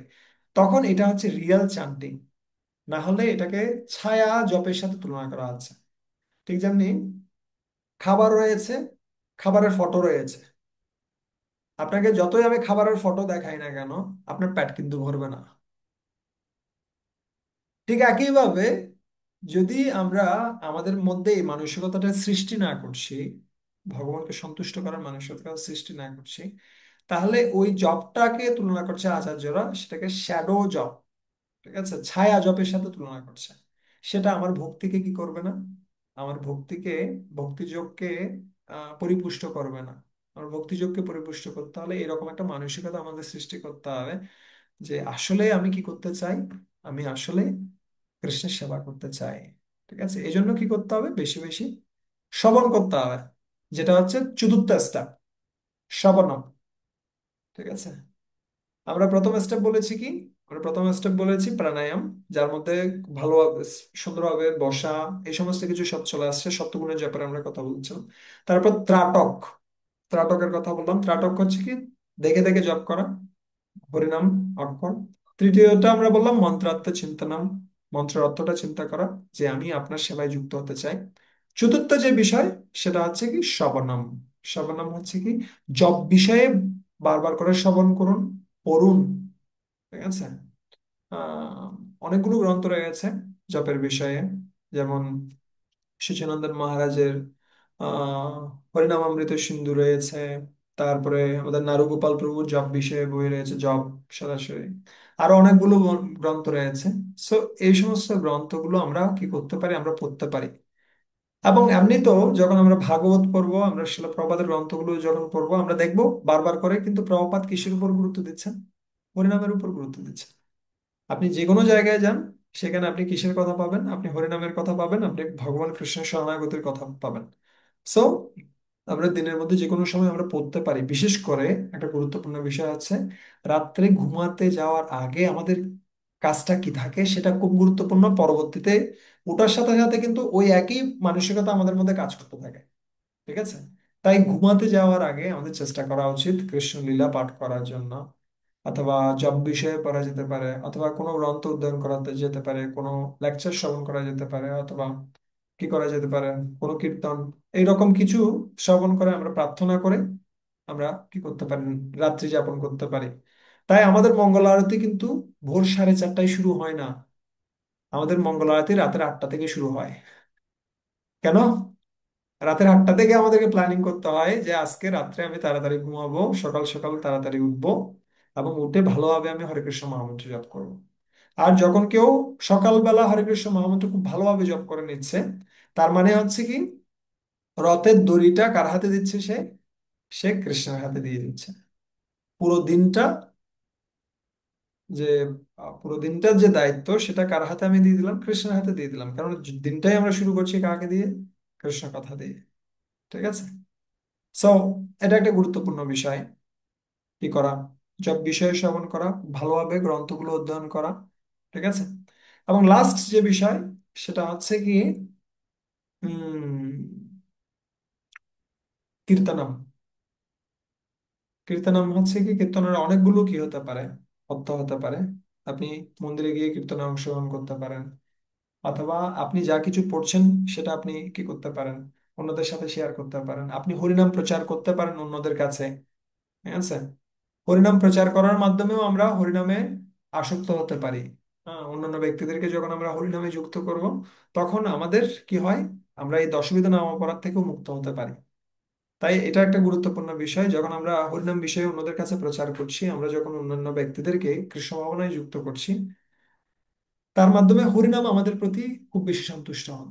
আমরা যখন অন্যদেরকে সহযোগিতা করি তাদের হরিনামের যে আস্বাদন, হরিনামের যে প্রক্রিয়া, সেটাতে আরো কি হওয়ার জন্য, উন্নত হওয়ার জন্য, তখন কৃষ্ণ আমাদেরকে সাহায্য করেন কৃষ্ণ ভক্তিতে উন্নত হওয়ার জন্য।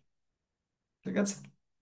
তাই আমরা চেষ্টা করব আমাদের আশেপাশে যে সমস্ত ভক্তরা রয়েছে তাদেরকে সাহায্য করার জন্য।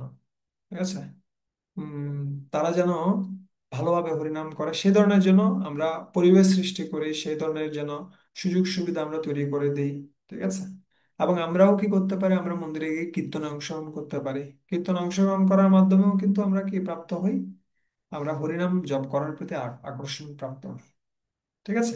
সো আমরা আজকে বিশেষত 5টা বিষয় নিয়ে আমরা কথা বললাম। আমরা বললাম প্রাণায়াম, আহ, তারপরে আমরা কথা বললাম কি বিষয়ে, ত্রাটক, দেখে দেখে জপ করা, পরিণাম। দেন তৃতীয় যে বিষয়টা আমরা বললাম সেটা হচ্ছে কি, আহ কি করা, মন্ত্রাত্ম চিন্তনম করা, মন্ত্রাত্ম চিন্তা করা। চতুর্থ হচ্ছে শ্রবণ, পরিণাম বিষয়ে আমরা কি করতে পারি, পাঠ করতে পারি, আমরা অধ্যয়ন করতে পারি। এবং পঞ্চম হচ্ছে কীর্তন, কীর্তন অংশগ্রহণ করা অথবা অন্যান্য ব্যক্তিদের কাছে হরিনাম প্রচার করা। আহ সো এই প্রক্রিয়ার মাধ্যমে আমরা কি হতে পারি, আমরা আরো ভালোভাবে পরিণামে অভিনিবিষ্ট হতে পারি। ঠিক আছে। সো কারো কোনো যদি প্রশ্ন থাকে তাহলে হ্যান্ড রেজ করতে পারেন, কারো প্রশ্ন জিজ্ঞাসা মতামত থাকলে। ঠিক আছে। হরে কৃষ্ণ কৃষ্ণ কৃষ্ণ হরে হরে, হরে রাম রাম রাম হরে হরে। হ্যাঁ, একেশ্বরী হরিপ্রিয়া মাতাজি। হরে কৃষ্ণ প্রভু, প্রণাম। হরে কৃষ্ণ, প্রণাম। প্রভু, আসলে অনেক উপকৃত হলাম আপনার আজকে ক্লাস পেয়ে। খুবই চমৎকার ক্লাস উপহার দিয়েছেন প্রভু। বিশেষ করে একটা প্রশ্ন আমার ছিল। হুম, আপনি যেটা বললেন, প্রথম হচ্ছে প্রাণায়াম, তারপর হচ্ছে ত্রাটক, হুম, এরপর হচ্ছে মন্ত্র অর্থ চিন্তনম। হুম, তো সেখানে আপনি যে শ্লোকটা বলেছেন, হুম। কামাদি, ওই শ্লোকটা আসলে কোথায় আছে? না, শ্লোকটা উচ্চারণও খুব ভালো লাগছে আর শ্লোকটাও খুব ভালো লাগছে। এটা আয়াতে আছে, কিসে, চৈতন্য চরিতামৃতে আছে। আপনি আমাকে নক করিয়েন, আমি আপনাকে পাঠিয়ে দেবো ওটা। কিভাবে নক করব? আপনি কোনো গ্রুপে কি অ্যাড আছেন? আপনি কিভাবে পেয়েছেন এটা, রিয়া? আমি এখানে আদি কৃপা মাতাজি আছেন, উনি আমাকে লিংক দিয়েছেন। ওকে। জানলে কোনো না কোনো ভক্ত বা কোনো গ্রুপে কোনোভাবে যুক্ত আছে হয়তো। আহ কি করতে পারেন, আদি কৃপা মাতাজি বা যে কারো মাধ্যমে কি করা যেতে পারে। আচ্ছা, আচ্ছা। আমরা পাঠিয়ে দিতে পারি। ওকে। আপনি চৈতন্য হ্যাঁ চরিতামৃতে পাবেন, এটা মধ্যলীলাতে আছে। মধ্যলীলা, মধ্যলীলা, আচ্ছা নাম্বারটা প্রভু। এক্স্যাক্টলি মনে পড়ছে না এখন। হ্যাঁ, পরে তাহলে আপনার থেকে নিয়ে নেবো। আসলে ভালো লেগেছে, প্রত্যেকটা শ্লোকই সুন্দর বলেছেন, কিন্তু এইটা হচ্ছে হৃদয়গ্রাহী হয়েছে কেমন। এবং এটা আসলে প্রার্থনা প্রপার থেকে আমি শুনেছি তো, আমার খুব বেশি হ্যাঁ, ভালো লাগে এই শ্লোকটা। আমার ভালো প্রথম যখন লাগার শুনেছি তখন মতোই। খুবই ভালো লাগতো। হ্যাঁ হ্যাঁ, আহ, সেটাই। ভালো লাগার মতো প্রার্থনা, এবং এই প্রার্থনাটা যদি আমরা হৃদয়ে ধারণ করতে পারি, হুম। তাহলে আমার জন্য জপের সময় ভালো লাগবে। এটা তো খুবই স্বাভাবিক, তাই না? ইয়েস, ইয়েস, এটাই। ধন্যবাদ প্রভু। ধন্যবাদ। আহ একজন কনিষ্ঠ ভক্ত থেকে আপনি শ্রবণ করছেন, আপনারা অনেক সিনিয়র ভক্তরা রয়েছেন। আমাকে আশীর্বাদ করবেন। আমি এমনিতে বলছি অনেক কিছু, কিন্তু আমি যেন এটাকে অ্যাপ্লাই করতে পারি জীবনে। শুধুমাত্র যেন কি না হয়ে যায়, এটাকে কি বলা হয়, প্রবচনের বেগুন না হয়। যেন সত্যিকার অর্থে কি করতে পারি, ওর নামের আশ্রয় গ্রহণ করতে পারি। আপনাদের আশীর্বাদ প্রয়োজন। হরে কৃষ্ণ। হ্যাঁ, আদি কৃপা রূপিণী মাতা, একটা প্রশ্ন রয়েছে। হ্যাঁ প্রভু, হরে কৃষ্ণ। প্রণাম শিরোমণি। হরে কৃষ্ণ মাতা। প্রভু অনেক সুন্দর প্লাস্টিক পদ্ধতি বললেন, যেটা বিশেষ করে প্রভুপাদ তিনটা জিনিস বলেছিলেন। এটা আপনি এত সুন্দর করে এক্সপ্লেন করলেন, আগে এটা এভাবে উপলব্ধি করিনি। সিট প্রপারলি এই জিনিসটা। প্রভু আমার প্রশ্ন হচ্ছে, আমরা তো জব তো ষোলমালা জব করি প্রভু, তো আসলে আমার ক্ষেত্রে আর কি, আমি হয়তো বা একটানা ষোলমালা জব করতে পারি না। সেই ক্ষেত্রে দেখা যাচ্ছে কিছু জব আমার সন্ধ্যার পরে করতে হয়, বা এরকম ভাগ করে করে করতে হয়। তো যেহেতু সকালবেলা একটু ব্যস্ততা বেশি থাকে, তো সেই ক্ষেত্রে প্রভু আমার তো জবের কোয়ালিটিটা ঠিক থাকছে না, মানে ভালোভাবে আমার জবটা হচ্ছে না ষোলমালা। এই ক্ষেত্রে প্রভু আমি কি করতে পারি? আহ আসলে স্থানকাল পাত্রভেদে আমাদেরকে বিভিন্ন সময় বিভিন্ন ধরনের পদ্ধতি অবলম্বন করতে হয় আমাদের সাধনা করার জন্য। ভক্তিবিনোদ ঠাকুর তিনি বলছিলেন উম গ্রন্থির কথা। চার মালায় এক গ্রন্থি হয়। চেষ্টা করুন অ্যাটলিস্ট চার মালা এক বসায় করার জন্য। ঠিক আছে? চার মালা আপনি করতে পারেন বিকালে হোক সকালে হোক। আর আপনি যখনই করবেন ওই চার মালা, আপনি চেষ্টা করবেন সমস্ত কিগুলো, সমস্ত ইলেকট্রনিক ডিভাইস গুলো অফ করে সবকিছু থেকে এই আধা ঘন্টা আমার শুধুমাত্র কৃষ্ণের জন্য, অন্য কিছুর জন্য নয়, একদম সেপারেট সবকিছু থেকে। ঠিক আছে? তারপরে আপনি যা করার আবার দেখুন, পরিবারের যত্ন নেওয়ার জন্য নিন। ঠিক আছে?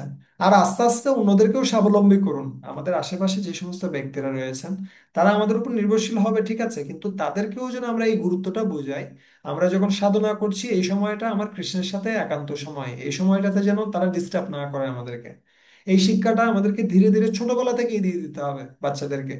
তাহলে ওই কালচারটা তৈরি হবে, এবং আমরা যত বেশি দৃঢ়নিষ্ঠ হব সাধনায়, ওই দৃঢ়নিষ্ঠটা কিন্তু ওরাও পাবে। ঠিক আছে? তাই আমরা যা প্র্যাকটিস করি তা অটোমেটিক্যালি তারা শিখে।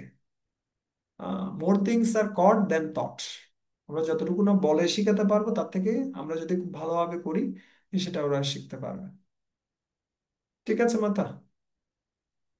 আপনার হ্যাঁ পরিবেশ প্রভু। পরিস্থিতি অনুসারে আপনি চেষ্টা করুন। আপনার লিঙ্কটা কোথা থেকে পেয়েছিলেন?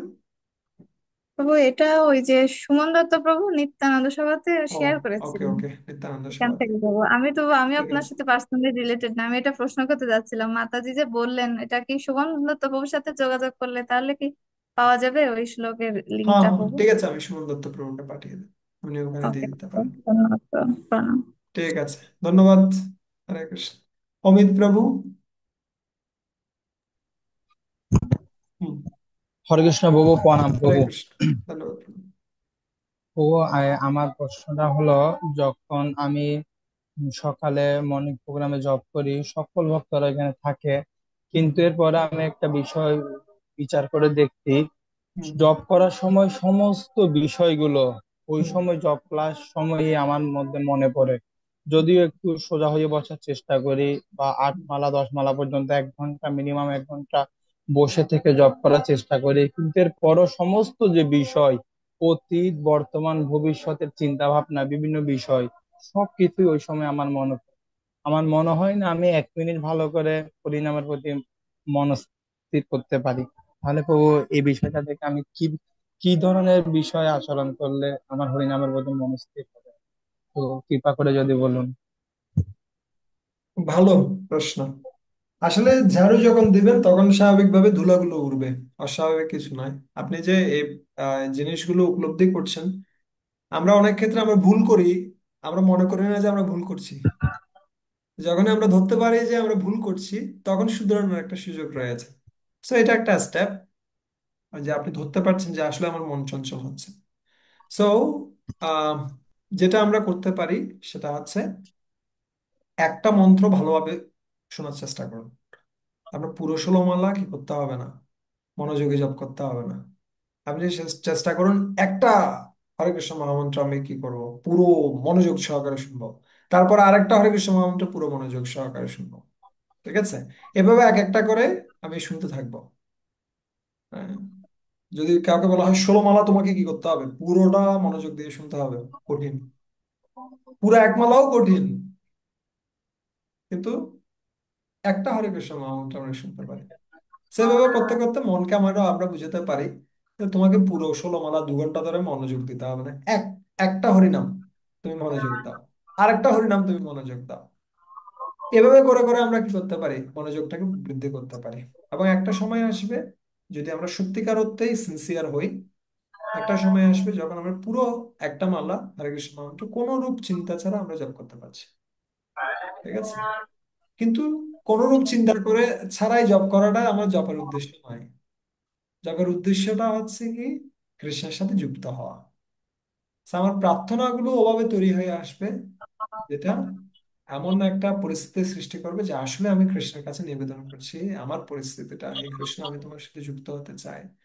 আমি কোটি কোটি জন্ম ধরে ভুগছি, আমার আমি আর চাইছি না, আমি এখন শ্রান্ত পরিশ্রান্ত, আমি তোমার শরণ গ্রহণ করতে চাই। ঠিক আছে? সেই পরিস্থিতিটা আসবে। ঠিক আছে অমিত প্রভু? হ্যাঁ, সুমন প্রভু আপনি হরে প্রশ্ন। কৃষ্ণ প্রভু, ধন্যবাদ, অসংখ্য ধন্যবাদ ধন্যবাদ সুন্দর প্রভু প্রশ্নের জন্য। সাহায্য করার জন্য। হ্যাঁ, সুমন প্রভু আপনার প্রশ্ন। বৈষ্ণব বাবু, ধন্যবাদ, প্রণাম। ধন্যবাদ, প্রণাম। প্রভু, আপনি একটা জবের অর্থ এক্সপ্লেন করেছিলেন, একটু কৃপা করে আবার একটু রিপিট করার জন্য, বিষয়টা আমি একটু ক্লিয়ার না। জবের অর্থটা। এটা হচ্ছে রূপ গোস্বামী পাদ বর্ণনা করছেন খুব সুন্দরভাবে।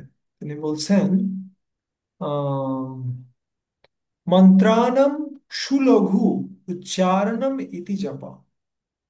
ঠিক আছে? লঘু মানে ছোট ছোট, সুলঘু খুব মৃদু স্বরে মন্ত্র উচ্চারণ করে শ্রবণ করাটাই হচ্ছে কি জপ। ঠিক আছে? খুব বেশি বড় বড় করে নয়, এবং একদমই ছোট নয় যেটাতে আমি নিজেই শুনতে পাচ্ছি না, সেরকম হবে না। আর আমরা যখন গ্রুপে জব করছি, একসাথে জব করছি, আমাদের অন্য ভক্তকে ডিস্টার্ব করা উচিত নয়। ঠিক আছে? এত বড় বড় করে জব করা উচিত নয় যাতে করে পাশের জন্য ডিস্টার্ব ফিল করে। ঠিক আছে? আমরা এমন ভাবে জব করবো যেন আমি নিজে শুনতে পাই। কতটুকু হলে আমি নিজে শুনতে পাই সেটা আমাকে নিজেকে নির্ধারণ করতে হবে। কিন্তু আমাদের মাথায় রাখতে হবে যেন আমি আবার একদম ঘুমিয়ে না পড়ি, আবার অন্যদেরকে ডিস্টার্বও না করি। ঠিক আছে? এটা হচ্ছে কি জবের প্রক্রিয়া, যেটা রূপ গোস্বামী পাদ বর্ণনা করছেন। ঠিক আছে? ঠিক আছে, ধন্যবাদ। এখানে কি মধুমঙ্গল প্রভু আছে? প্রভু তো এখনো ইয়াতে মনে হয়। ঠিক আছে। আর কেউ কিছু বলবেন? দেবদুলাল প্রভু কিছু বলবেন?